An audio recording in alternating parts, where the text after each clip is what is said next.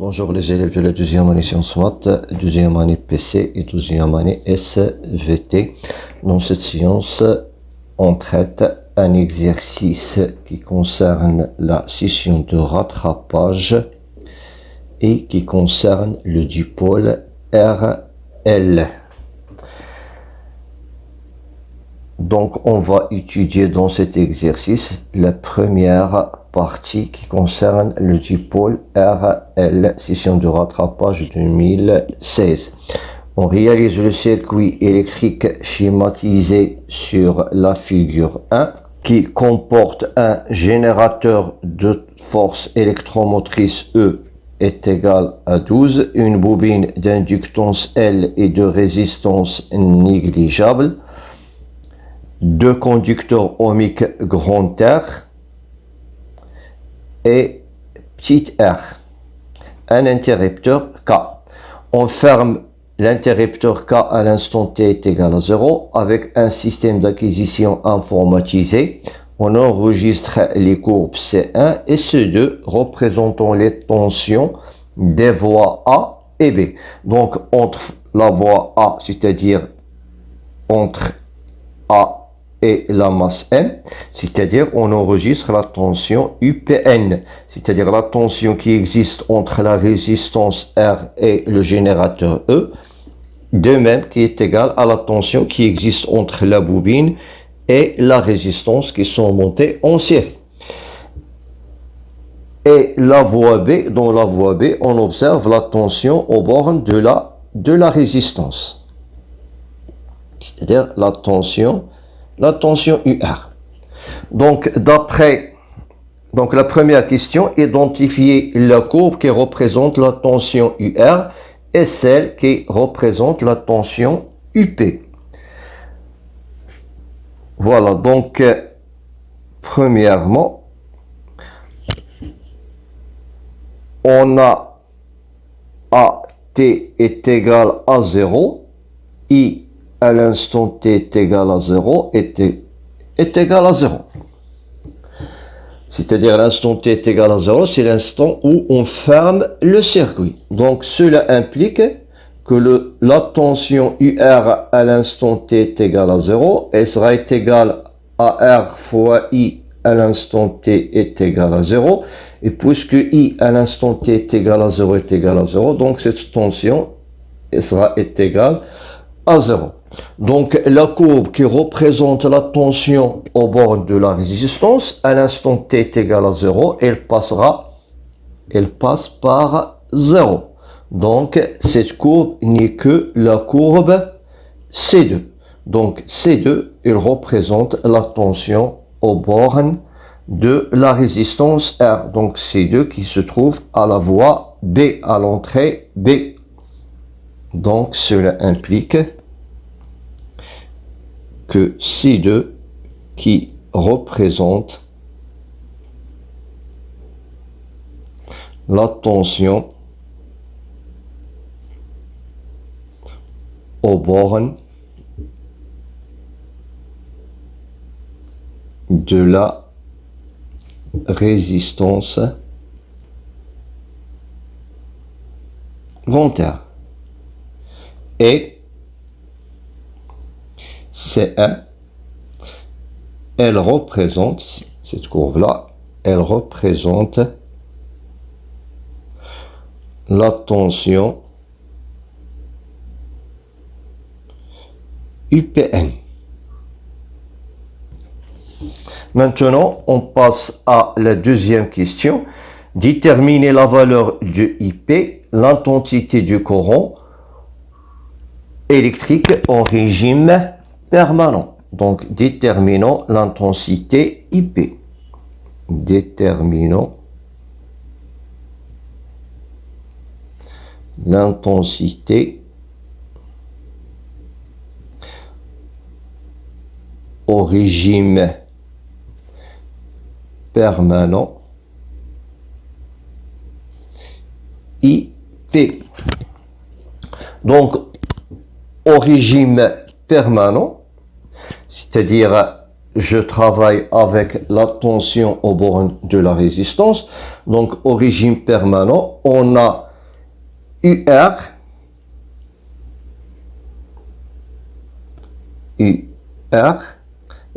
est égal à R fois IP.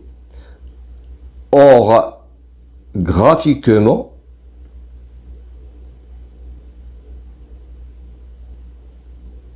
la tension aux bornes de la résistance UR est égale, voilà, donc la tension aux bornes de la résistance est égale à 10 volts. Donc UR est égal à 10 volts, qui est égal à R fois IP. Donc cela implique que IP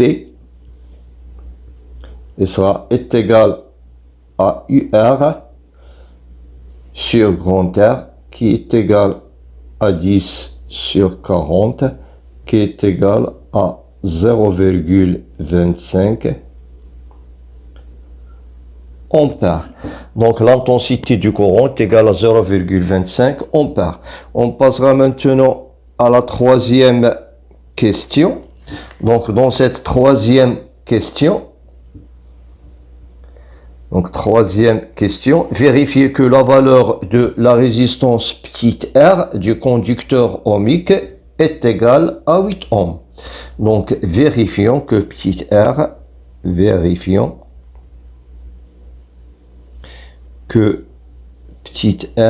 est égale à 8 ohms. Donc en régime permanent, la bobine se comporte comme une résistance, c'est-à-dire au régime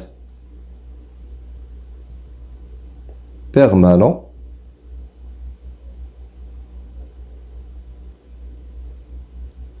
La bobine se comporte comme une résistance. Ok?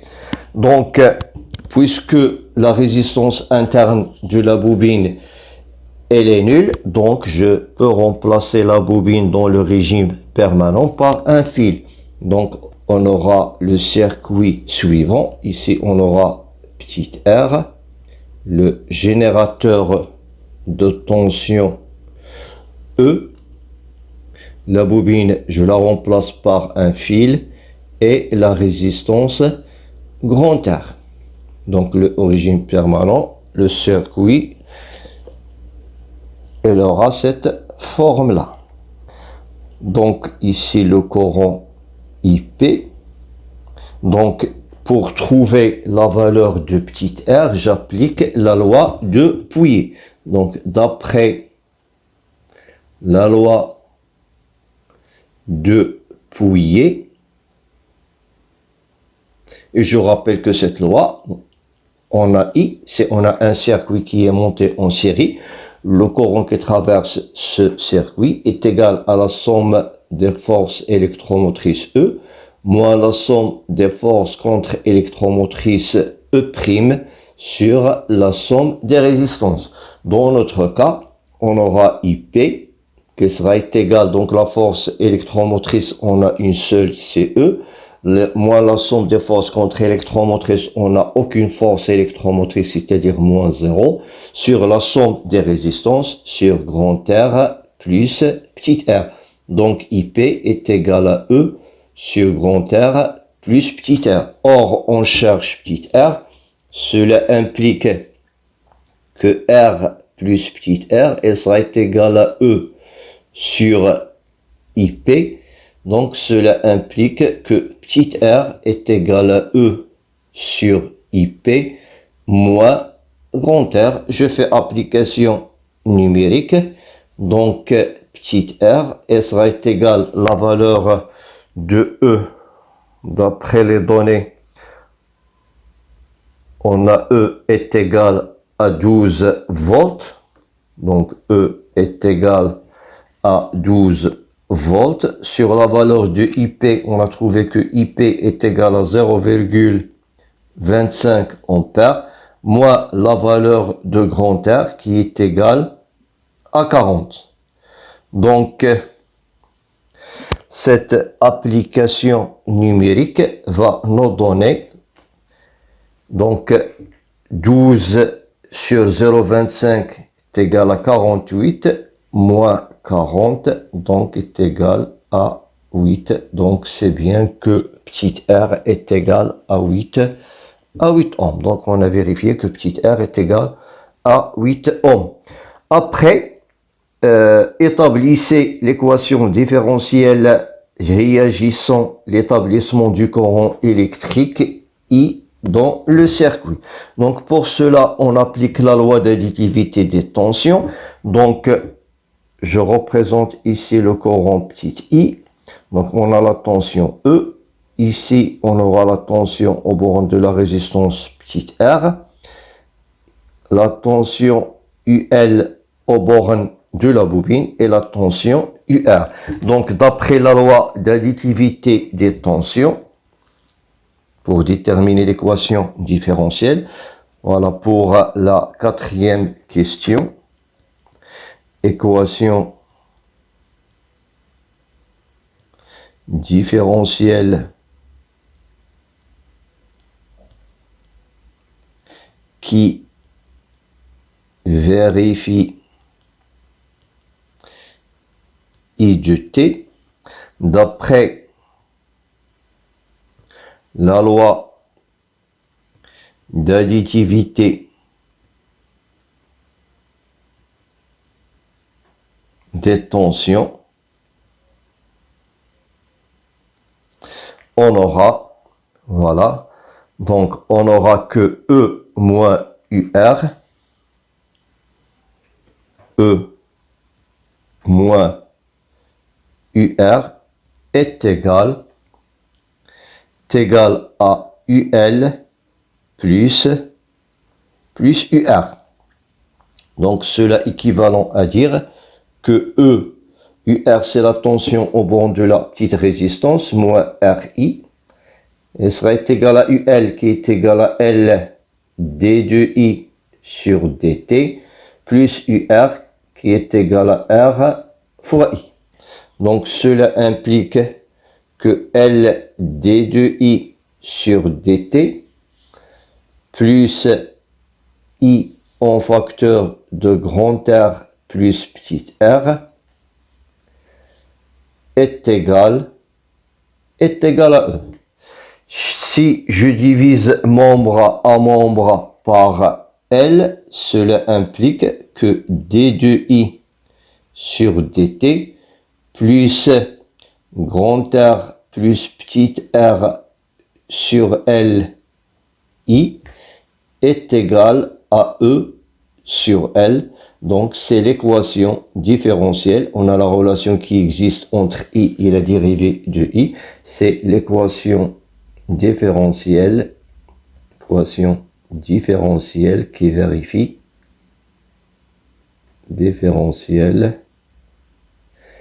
qui vérifie I de t. C'est-à-dire on trouve la relation entre la fonction et sa dérivée. On passera maintenant à l'équation 5. Trouver l'expression de A et tau en fonction des paramètres du circuit pour que l'expression A en facteur de 1 moins exponentielle moins t sur tau soit solution de cette équation différentielle. Donc, pour la question 5, trouvons les expressions de grand A et tau en fonction des paramètres du circuit. Donc pour cela, je prends la solution I de t qui est égal à A en facteur de 1 moins exponentielle moins t sur tau. Et puisqu'il c'est une solution de l'équation différentielle, c'est-à-dire je l'intègre dans l'équation différentielle. Tout d'abord, je fais la dérivée de I sur dt. qui sera est égal, c'est-à-dire je fais la dérivée de ce courant, qui est égal à A sur taux exponentielle moins T sur taux. C'est-à-dire j'applique la relation suivante. Si on a F de T est égal à exponentielle de G de T, cela implique que f' de t, si je veux faire la dérivée de cette fonction, je fais la dérivée de g est égal à g' de t exponentielle de f de t. Donc j'applique cette relation pour trouver cette dérivée. Maintenant je remplace, donc d de i sur dt est égal à a sur taux exponentielle moins t sur taux, plus grand R plus petit r sur L, je remplace le i par son expression, a en facteur de 1 moins exponentielle moins t sur taux est égal à e sur L. Donc maintenant, j'ai comme facteur commun a exponentielle moins t sur taux. Donc, je fais le facteur commun a exponentielle moins t sur taux et sera en facteur de 1 sur taux. Voilà, il est en facteur de 1 sur taux qui est en facteur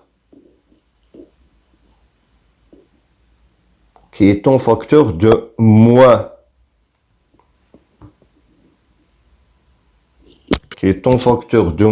grand R plus petit r sur L, plus les autres expressions qui restent. Donc, elle reste plus R plus petit r sur L A. Je fais passer le E sur L dans l'autre membre. Donc, moins E sur L est égal à 0.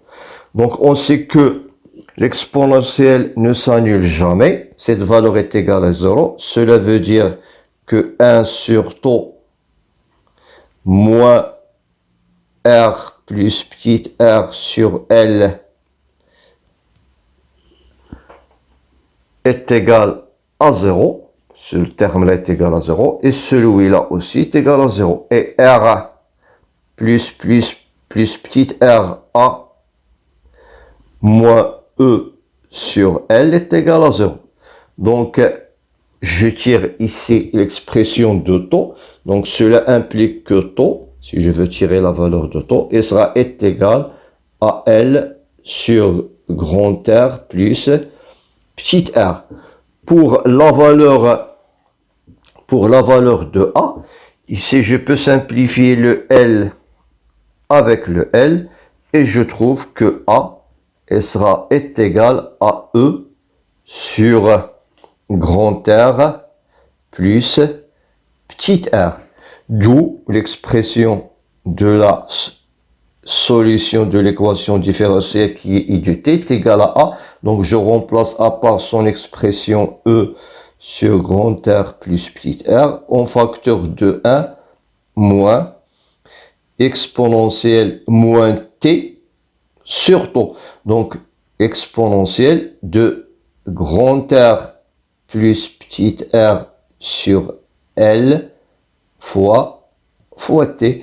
Donc c'est ça l'expression de I de t de la solution de l'équation différentielle. Ok, déterminer la valeur de la constante de temps taux. Donc pour déterminer la valeur de la constante du temps taux, je la détermine graphiquement. Donc taux, elle représente l'abscisse du point de rencontre de la tangente à l'instant t est égale à 0 et de l'asymptote à la courbe. Donc voilà l'asymptote de la courbe. Donc voilà l'intersection entre la tangente et l'asymptote. Donc, il se passe à l'instant t est égal à taux. Donc, taux est égal, voilà la valeur de taux qui est égale à 3 millisecondes. C'est ça la valeur de taux. Donc, graphiquement, on trouve que taux est égal à 3 millisecondes. Donc, graphiquement,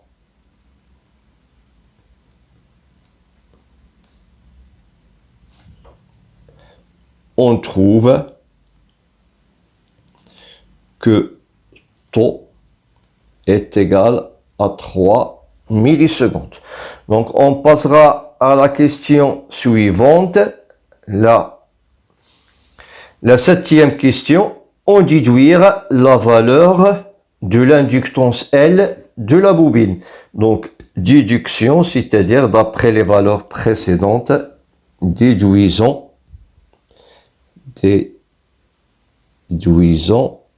la valeur de l'inductance L de la bobine.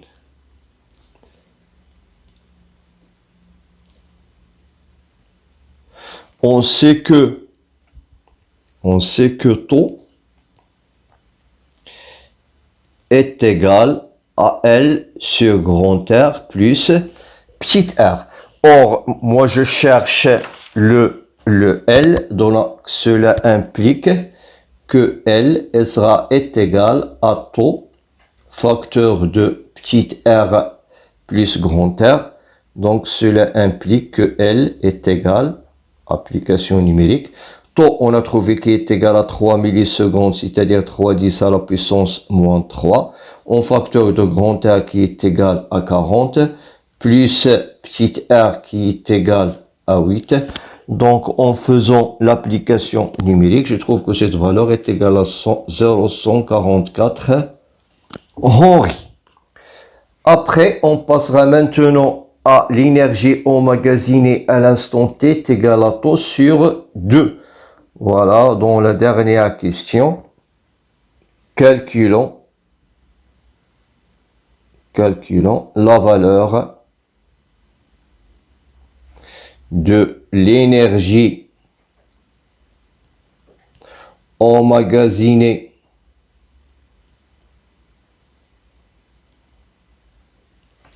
dans la bobine à l'instant t est égal à taux sur 2, c'est-à-dire à l'instant t est égal à 1,5 10 à la puissance moins 3 secondes, c'est-à-dire 1,5 10 millisecondes. Donc à cet instant, on sait que, voilà, on sait que d'après la définition, on sait que EM, qui est l'énergie emmagasinée, sera égal à 1 sur 2 LI au carré. Et UR est égal à R fois I. Donc cela implique que UR à l'instant T est égal à taux sur 2 et est égal à R fois I à l'instant T est égal à taux sur 2. Donc d'où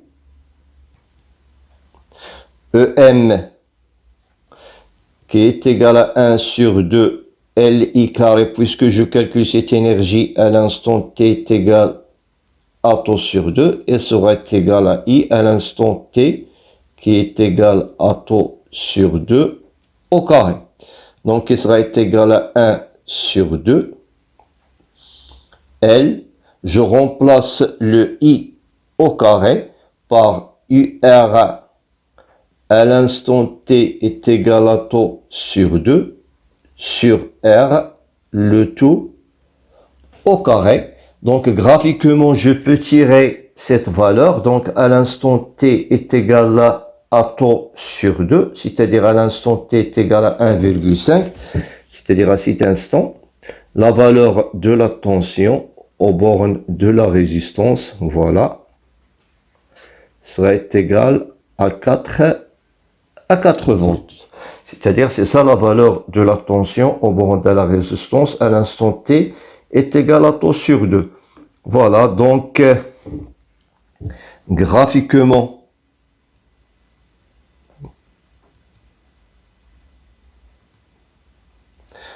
on trouve que UR à T est égal à taux sur 2 est égal à 4 volts. Donc cela implique que EM sera égal à 1 sur 2 multiplié par la valeur de R qui est égale à 0,144 fois la valeur de UR à l'instant T est égal à taux sur 2 qui est égal à 4 sur la valeur de grand R qui est égal à 40, le tout au carré. Donc en faisant cette application numérique, je trouve que EM est égal à 7,210 à la puissance moins 4 joules. Donc on termine ici cette résolution de cet exercice. Merci de votre attention.